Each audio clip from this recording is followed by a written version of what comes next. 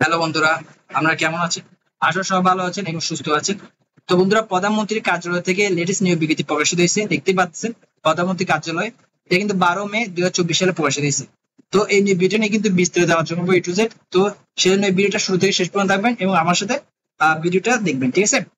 তো বন্ধুরা দেখেন, এখানে কিন্তু আরেকটা জিনিস ইম্পর্টেন্ট, সেটা বলতে এখানে কিন্তু প্রসিডিউর মান নিচ্ছে। আর এখানে সকল জেলাতে কিন্তু আবেদন করতে পারবেন, এসসি এইচএসসি পাস হলে আবেদন করতে পারবেন, নারী পুরুষ উভয় আবেদন করতে পারবেন, ঠিক আছে? সকল জেলা থেকে আবেদন করতে পারবেন। আর আপনার কাছে ছোট একটা রিকোয়েস্ট হচ্ছে, আমার চ্যানেলটা আজও পর্যন্ত যারা সাবস্ক্রাইব করেন নাই, আজই সাবস্ক্রাইব করে দিন।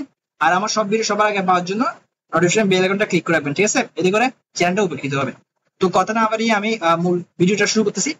দেখেন, এখানে প্রথম পদ যেটা রয়েছে সেটা হচ্ছে সিস্টেমেটিক অ্যানালিস্ট, ঠিক আছে? এখানে বয়স দিচ্ছে অনূর্ধ্ব 40 বছর। এখানে কিন্তু একজন মান নিচ্ছে।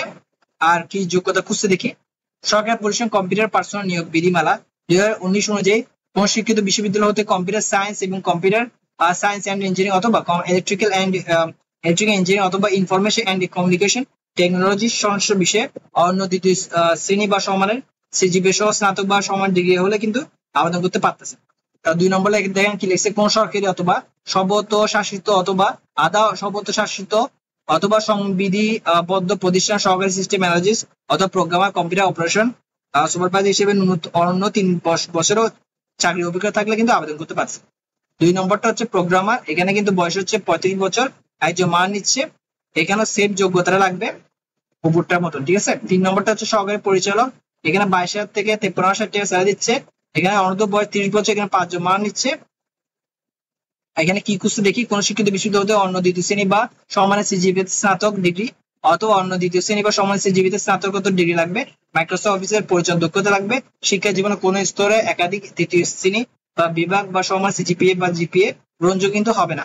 4 নম্বর হচ্ছে দেখেন, হিসাব রক্ষক কর্মকর্তা অনূর্ধ্ব 30 বছর, একজন মান নিচ্ছে। এখানে সেম শিক্ষা যোগ্যতা লাগবে, এটা পড়ে নেবেন। 5 নম্বর দেখেন, জনসংযোগ কর্মকর্তা। এখানে কিন্তু একজন মান নিচ্ছে, বয়স হচ্ছে অনূর্ধ্ব 30 বছর, এখানে সেম যোগ্যতাটা লাগবে, ঠিক আছে? 6 নম্বর হচ্ছে সহকারী প্রোগ্রামার অনূর্ধ্ব 30 বছর, এখানে একজন মান নিচ্ছে। এখানে সুন্দরভাবে লেখা আছে কি শিক্ষা যোগ্যতা লাগবে, এটা পড়ে নেবেন। 7 নম্বর হচ্ছে ফরম্যান ভেহিকলস অটোমোবাইল বিভাগে, এখানে কিন্তু একজন মান নিচ্ছে, বয়স হচ্ছে অনূর্ধ্ব 30 বছর। এখানে আপনার কোন শিক্ষিত অনুষ্ঠান প্রতিষ্ঠান হতে অটোমোবাইল ইঞ্জিনিয়ারিং 4 বছর মেয়াদী ডিপ্লোমা ডিগ্রি লাগবে। মাইক্রোসফট অফিসে পরিচয় দক্ষতা থাকবে। তার শিক্ষা জীবনে কোন স্তরে একাধিক তৃতীয় শ্রেণী বা বিভাগের সমানের সিজিপিএ বা জিপিএ গ্রহণযোগ্য নয়, ঠিক আছে? 8 নম্বর দেখেন, মেইন স্ট্রিম সহকারী। এখানে কিন্তু অনূর্ধ্ব 30 বছর, একজন মান নিচ্ছে। এখানে সেম যোগ্যতা রাখবে উপরটার মতনই। 9 নম্বর দেখেন, লাইব্রেরিম্যান। এখানে কিন্তু অনূর্ধ্ব 30 বছর, একজন মান নিচ্ছে। এখানে যোগ্যতাটা কিন্তু গ্রন্থকারে কিন্তু বিজ্ঞান বিষয়ে অন্য দ্বিতীয় শ্রেণী বা সমাজ সিজিপিএ হলে কিন্তু আবেদন করতে হবে। অবশ্যই শিক্ষিত বিশ্ববিদ্যালয় থেকে হতে হবে। মাইক্রোসফট অফিস পরিচালনা দক্ষতা থাকবে, ঠিক আছে? তো অডিটর নিচ্ছে একজন মান নিচ্ছে। বিনিয়োগ সহকারীতে 18 জন মান নিচ্ছে। তারপর অবর্তনাকারী এখানে নিচ্ছে একজন মানুষ। তার ফটোগ্রাফার হিসেবে একজন মানুষ নিচ্ছে। লাইব্রেরি সহকারী হিসেবে একজন মান নিচ্ছে।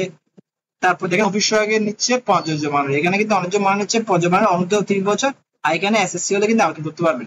এরপর সেকেন্ড স্টেপ যেটা খুবই ইম্পর্টেন্ট, সেটা হচ্ছে কোন লিঙ্কের মাধ্যমে আবেদন করবেন। দেখেন http://bida.teletalk.com.b, ঠিক আছে? এই অনলাইন লিঙ্কের মাধ্যমে আবেদন করবেন। আবেদন হবে টেলিটকে।